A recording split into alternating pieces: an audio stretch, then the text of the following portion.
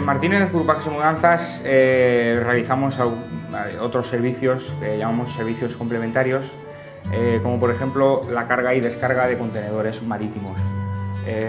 Nuestras naves, nuestros centros están especializados en la descarga de contenedores. Tenemos muelles, personal especializado para este tipo de labores. A su vez también realizamos embalajes especiales, embalajes de madera, embalajes de cartón, embalajes de obras de arte, de productos totalmente delicados, y hacemos un embalaje especial para cada tipo de producto. A su vez, para lo que son los envíos internacionales, las mudanzas internacionales, también somos operadores de transporte y realizamos todas las gestiones de aduanas por vía telemática con la Aduana de Madrid, con lo cual bueno, pues ahorramos mucho tiempo y somos muy eficientes porque trabajamos directamente con la Aduana de Madrid.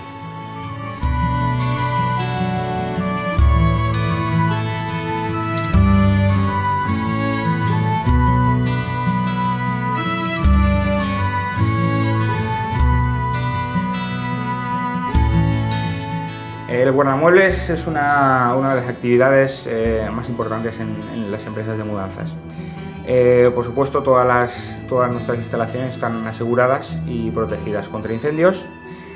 Todos los lotes, todas las mudanzas están registradas informáticamente y los envíos se guardan en bien contenedores metálicos o bien contenedores de madera, que están totalmente herméticos y limpios. Otro de los servicios que Martínez Grupajes y Mudanzas presta en la actualidad es la logística y la distribución. Desde aquí se busca que los clientes sean como partners, es decir, buscamos socios más que clientes. De esa manera construimos una relación duradera que se basa en la fiabilidad, en la rapidez y en la mejora continua, en la completa innovación.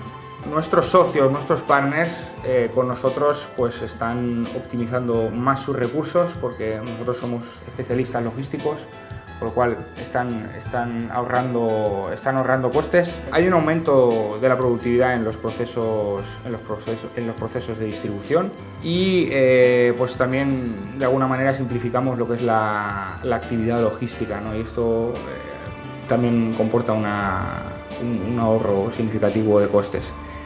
Y por supuesto también damos una gestión integral a las empresas, ¿no? Desde la materia prima hasta el producto terminado ya a casa del cliente. Todo esto lo estamos gestionando a nivel de empresa.